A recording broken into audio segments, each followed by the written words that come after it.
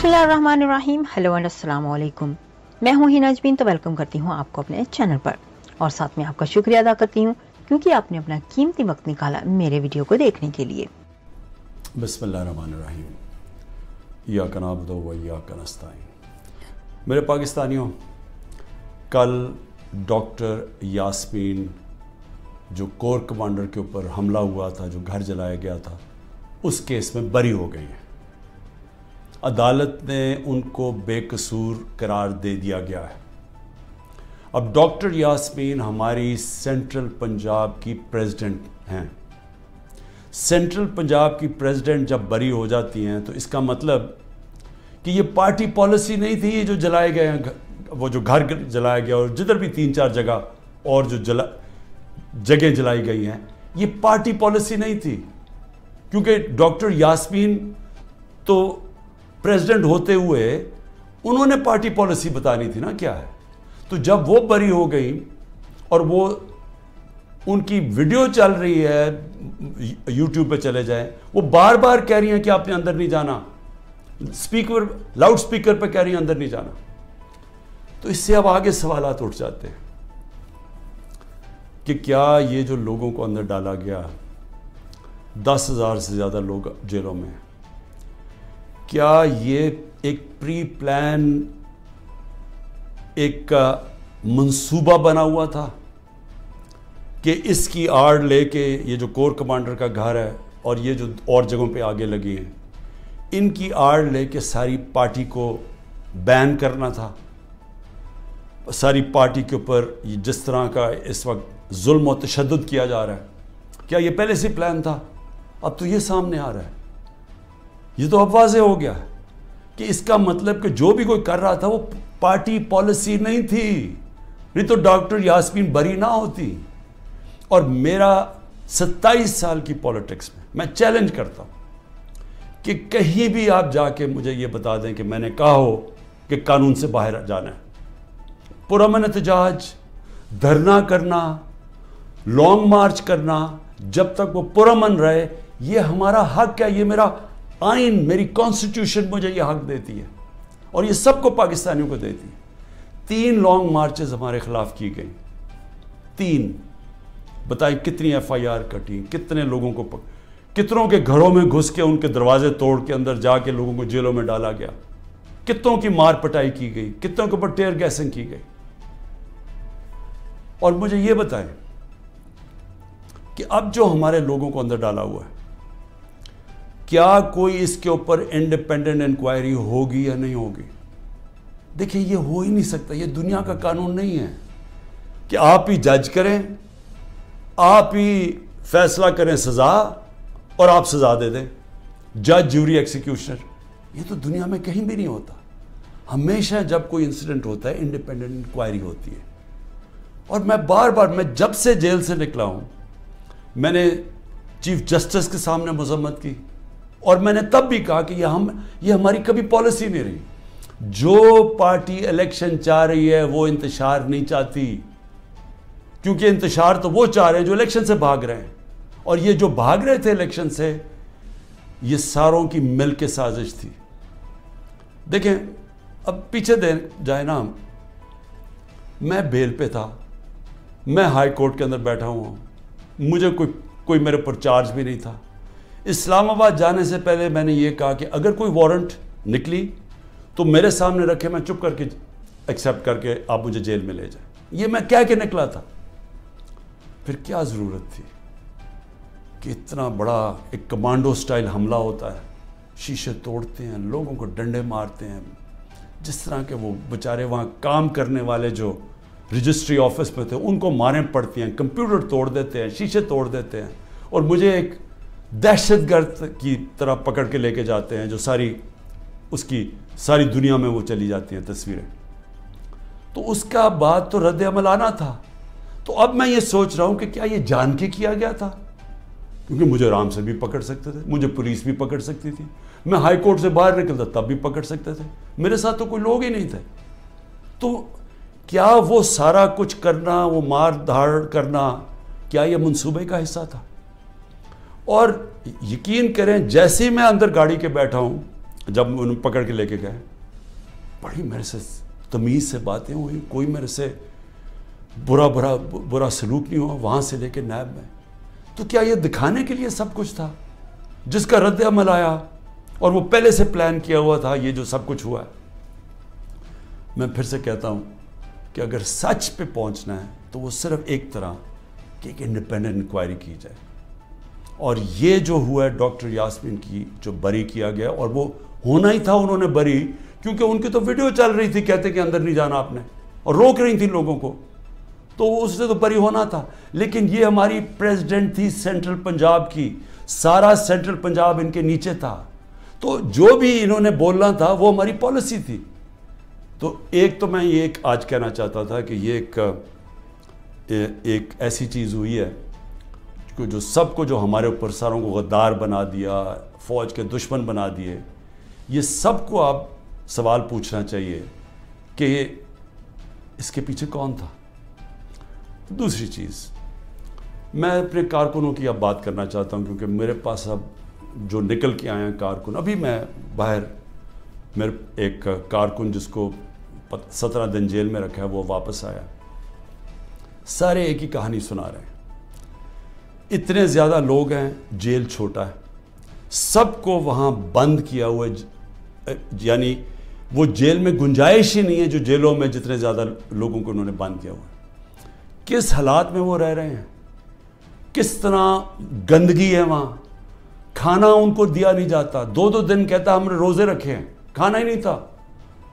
और फिर उनसे जो सलूक किया गया, यानी ऐसे रखा गया, ये पॉलिटिकल वर्कर्स है, इन्होंने कोई क्राइम नहीं की, इनकी अभी तो क्राइम साबित ही नहीं हुई, और फिर वो बताते हैं हम जाते थे उधर अदालत में, वहाँ से निकलते थे दूसरे केस पे अंदर डाल दिया। अब ये जो आदमी निकला है, ये सिर्फ ये कोई 40 लोग रिहा हुए हैं, 40 में से 7-8 निकले हैं, बाकियों को फिर जेलों में डाल दिया। तो ये मुझे बताइए कौन सा कानून है आज पाकिस्तान में?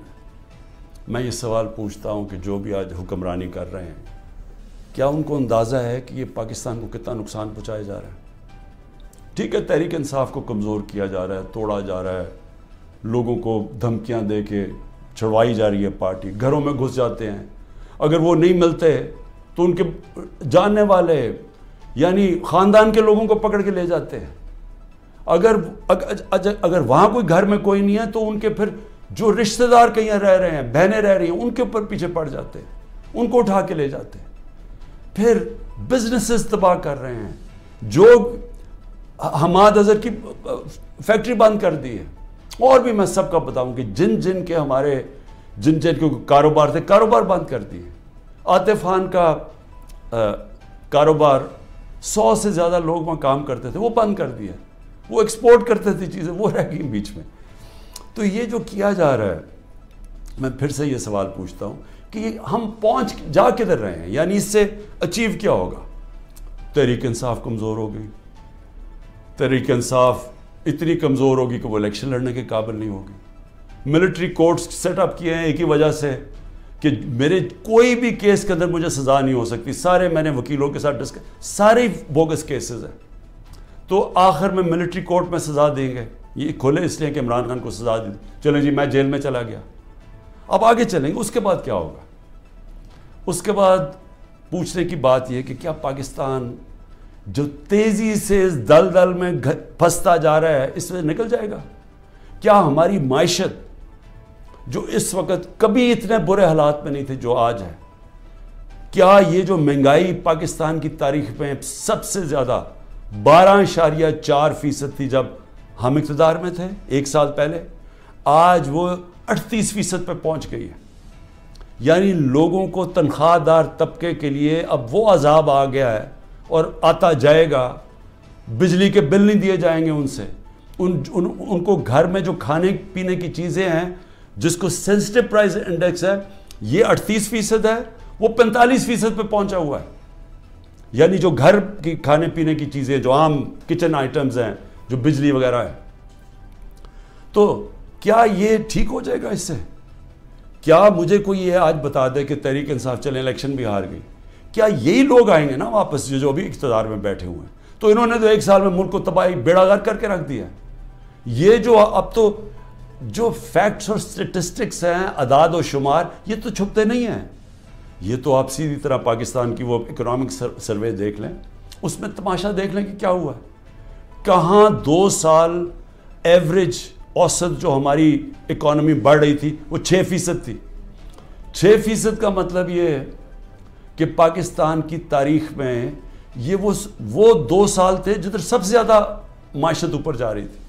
और मैं याद करा दूं, जो पिछली दौरों में जब ऐसे गई है तो अमेरिकी डॉलर आ रहे थे। अयूब खान के दौर में सीटो और सेंटो का पैक्ट था, हम उनके साथ मिले हुए थे, हमें डॉलर आ रहे थे। ज़िया-उल हक के दौर में हम अफगान जहाद का हिस्सा बने थे, तब भी डॉलर आ रहे थे। जनरल मुशर्रफ के दौर में 1-2 साल जो तरक्की हुई थी, वो हम वॉर ऑन टेरर में उनके साथ मिले हुए थे, तब भी डॉलर आ रहे थे। ये बाहर से डॉलर्स आने के बगैर मुल्क में 6% औसत हमारी जो इकोनॉमिक ग्रोथ हुई, और ये एक शोबे में नहीं हुई। ज़राई जो हमने चेंजेस किए, जो इंसेंटिव्स दिए, 4.5%, 17 साल के बाद हमारी ज़राई ग्रोथ हुई। हमारी जो लार्ज स्केल मैन्युफैक्चरिंग थी, जो असल नौकरियां हैं, वो 17 साल के बाद वो इतनी तेज़ी से बढ़ रही थी, 10.4% पे। तो जो इंडस्ट्री भी बढ़ रही थी, हमारी ज़राअत भी, जो प्रोडक्शन सेंटर्स अब बढ़ रहे थे, पहली दफ़ा जोर लगाया था हमने आईटी के ऊपर, टेक्नोलॉजी के ऊपर, जो 75% उसकी एक्सपोर्ट्स बढ़ गई थी, और आगे उन्होंने और आगे जा रहा था। बैरून मुल्क से ओवरसीज पाकिस्तानी पैसा भेज रहे थे। रोशन डिजिटल अकाउंट में $5 अरब आ चुका था, और 1.5 साल के अंदर, और तेजी से बढ़ रहा था। यानी बैरून मुल्क पाकिस्तानियों का पैसा आना शुरू हो गया था। बड़े प्रोजेक्ट्स थे हमारे, जिस तरह वो रावी सिटी, इस तरह के बड़े प्रोजेक्ट्स में ओवरसीज पाकिस्तानी का हमने पैसा लेके आना था। क्योंकि अभी तो सिर्फ घरों में घर लेते हैं ना, वो ज़्यादा से ज़्यादा रियल एस्टेट में, लेकिन असल जो पैसा जब आप पूरा शहर बना रहे हैं, उसमें असल पैसा आना था, डॉलर्स आने थे पाकिस्तान में। और जो अगर ये सिंध हुकूमत ना हमारा वो प्रोजेक्ट बंडल आइलैंड का ख़त्म करती, बड़े बड़े अरबों डॉलर की वहाँ इन्वेस्टर्स तैयार थे आने के लिए, तो पाकिस्तान में डॉलर्स भी आ रहे थे इतने ज़्यादा। जो आप बड़े बड़े बिजनेसमैन से पूछे कभी इतने उनके नफ़े हुए हैं, बिजनेसेस बढ़ रही थी। तो मुल्क जब तरक्की कर रहा था, उसको जब अब यहाँ पहुँचाया है, और इन लोगों ने आके आज तबाही के किनारे पे खड़ा कर दिया है, ना बाहर से इन्वेस्टमेंट आ रही है, ना कोई पैसा आ रहा है, ना बाहर से किसी को इत्मीनान है, ना अंदर से, तो क्या इनको ही अब आगे ले जाके मुल्क ठीक करना है? तो मेरा सवाल 2 और है कि मुल्क तो तब ठीक होगा जब रूल ऑफ लॉ होगा। जब तक मुल्क में कानून की हुक्मरानी नहीं आती, कभी भी इस मुल्क के अंदर खुशहाली नहीं आएगी, इन्वेस्टमेंट नहीं आएगी। तो ये तो हम दूसरी तरफ चले गए हैं। हमारी अदलिया ने एक बड़ा एक पहले हमेशा इक़्तिदार के साथ चलती थी। एक सजाद अली शाह चीफ जस्टिस ने कोशिश की, उनके ऊपर पूरा नवाज शरीफ का माफिया ने पूरा उनको डंडों से अटैक करके तो उनको फारग कर दिया, पैसे चला के। उसके बाद हमारी अदलिया कभी आज़ाद नहीं थी, यानी कोशिश भी नहीं की। पहली दफ़ा 2007 में वकला की मूवमेंट शुरू हुई, चीफ जस्टिस के साथ वकला खड़े हुए, आहिस्ता आहिस्ता कौम खड़ी हुई, और पहली दफ़ा पाकिस्तान में उम्मीद हुई कि हमारी अदलिया आज़ाद हो रही है। और अदलिया ने अच्छे फैसले किए, लोगों को इत्मीनान आना शुरू हुआ आहिस्ता आहिस्ता अदलिया में। वो सारा कुछ आज तबाही के किनारे पे फिर से पहुंच गया। आज अदलिया सहम गई है, उनको डराया धमकाया जा रहा है, जजेस को टेलीफोन कॉल जा रही हैं, उनके ऊपर टेपें दिखाई जा रही हैं ब्लैकमेल के लिए, या आपके टेपें हैं या आपके ऊपर ये कोई केसेस बनाए हुए हैं। वो घबराए, सहमे हुए हैं। जो जजेस का हमने हालात देखे हैं, वो इस मुश्किल हालात में भी पूरी कोशिश कर रहे हैं कि कानून के साथ चले, लेकिन उनके ऊपर वो प्रेशर डाला जा रहा है कि वो काम करें जो कि सारा वक्त हमारी अदलिया करती है, ताकतवर के साथ चले जाए। और फिर मीडिया को जिस तरह इन्होंने मीडिया का मुंह बंद किया है और जिस तरह की धमकी दी गई है, और मैं आज ये पूछना चाहता हूँ, वो बड़े बड़े लोग जो हमारे दौर पे कहते थे कि जी मीडिया की आज़ादी के ऊपर हम कोशिश कर रहे हैं वो आज़ादी वापस लेने के लिए, मैं आज उनसे पूछता हूँ कि आज वो किधर चले गए? आज क्यों नहीं आप बोल रहे? आज तो आपके ऊपर वो मीडिया के ऊपर किया, ये मार्शल लॉज के अंदर भी नहीं ऐसा था। मुशर्रफ के मार्शल लॉ में बिल्कुल इस तरह की पाबंदियां नहीं लगी थी। आप देख लें मुशर्रफ का मार्शल लॉ, यानी मैं ऑपोजिशन में था, हमें पूरी मौका मिलता था बोलने का। आज तो नाम भी नहीं इमरान खान का कोई ले सकता, तहरीक इंसाफ का कोई नुमाइंदा भी नहीं जा सकता। तो किधर की मीडिया की आज़ादी?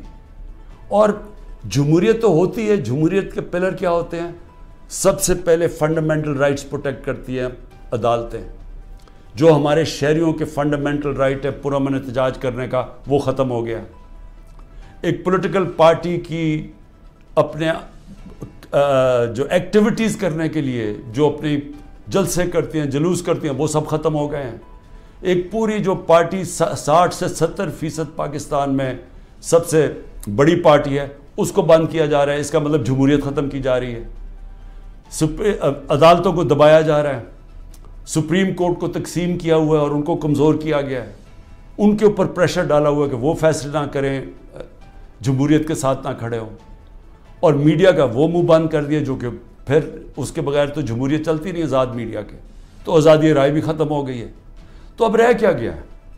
अब रह गया है ये कि या हम चुप करके ये ताकत की हुक्मरानी मान लें और अब जाएं उसी जो पहले पाकिस्तान, पहले जो डार्क एजेस मैं कहता हूँ, जो हमारे बुरे वक्त थे कि जिधर हम दुनिया के अंदर हमारा मजाक उड़ता था कि जनाब पाकिस्तान में तो मिलिट्री डिक्टेटरशिप, यहाँ तो आज़ादी नहीं, जमहूरियत। बार बार हिंदुस्तान सारे फोरम्स पे कहता था कि पाकिस्तान में जमहूरियत ही नहीं, हम बात किससे करें।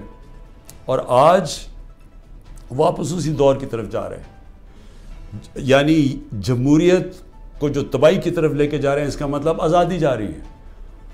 हकीकी जमहूरियत वो होती है, वो ही हकीकी आज़ादी देती है, क्योंकि वो आपके बुनियादी हुकूक की हिफाजत करती है, वो इंसाफ देती है। ताकतवर से आपका निज़ाम, आपका आइन आपको तहफ़्फ़ुज़ देता है, लोगों को आज़ाद कर देता है। तो ये तो फिर वो वापस चले गए वहाँ। यहाँ तो कोई आज़ादी नहीं है अब, यहाँ तो हर किस्म की आज़ादी पे पाबंदी लग गई है। तो ये आज़ादी के ऊपर पाबंदी नहीं लगी, ये मुल्क के फ्यूचर के ऊपर पाबंदी लग गई है। मुल्क इस दलदल में से निकला कैसे? मुझे ये बताएं कि इनके पास अब क्या फार्मूला है। मैं आपको बताता हूँ क्या फार्मूला है। एक ही फार्मूला है कि पाकिस्तान के अंदर रूल ऑफ लॉ कायम करें। इस मुल्क के अंदर जब तक लोगों को, इन्वेस्टर्स को, जो बाहर सरमायाकार हैं, जो सबसे बड़ी आपकी ताकत ओवरसीज़ पाकिस्तानी हैं, जब तक उनको इत्मीनान नहीं होगा पाकिस्तान के जस्टिस सिस्टम पे, इन्वेस्टमेंट नहीं आने लगी और सरमायाकारी नहीं आएगी, तो हम तो ऐसे करके भीख मांग के खड़े होंगे कि कहीं से कोई हमारा दोस्त मुल्क हमें पैसे, डॉलर्स दे दे। तो असल तो डॉलर्स आने हैं सरमायाकारी से। वो तब आएंगे जब उनको इत्मीनान हो पाकिस्तान के जस्टिस सिस्टम पे। तो जब गवर्नमेंट सुप्रीम कोर्ट और आइन के मुताबिक जो फैसला करता है कि इलेक्शन होने हैं 14 मई को, गवर्नमेंट वही नहीं मानती, धमकियां देती है चीफ जस्टिस को, ओपनली कहती है कि हम तुम्हारे फैसले नहीं मानेंगे। तो उस मुल्क के अंदर कौन उस मुल्क के इंसाफ के निज़ाम के ऊपर एतमाद करेगा? और जो सरमायाकार होता है, जिसने मेहनत से अपना सरमाया जमा किया होता है, वो बहुत घबराता है, बड़ी जल्दी घबरा जाता है। उसको जब तक एतमाद नहीं होता कि मेरा सरमाया को एक मुल्क का इंसाफ का निज़ाम तहफ़्फ़ुज़ देगा, मैं जब बिज़नेस करूँगा तो मेरे पास अगर फ्रॉड हुआ तो मेरे पास एक जस्टिस सिस्टम है, वो प्रोटेक्ट करेगा मुझे, वो इन्वेस्टमेंट नहीं करता। अल आइन दुबई के अंदर, यूएई में, अभी मुझे वहाँ से एक खबर आई कि पिछले 8 महीने के अंदर पाकिस्तानियों ने अल आइन में इतनी इन्वेस्टमेंट की है जो कि इन्होंने 10 साल में पाकिस्तानियों ने नहीं वहाँ की थी। तो पाकिस्तान का तो सरमाया बाहर जा रहा है, बाहर से छोड़े के सरमाया पाकिस्तान आना है। लोगों को तो उम्मीद खो बैठे हैं, वो अपना सरमाया भी भेज रहे हैं। और जो हमारा ह्यूमन कैपिटल है, यानी जो हमारे प्रोफेशनल्स हैं जिनको बाहर नौकरियां मिल सकती हैं, वो छोड़ छोड़ के जा रहे हैं।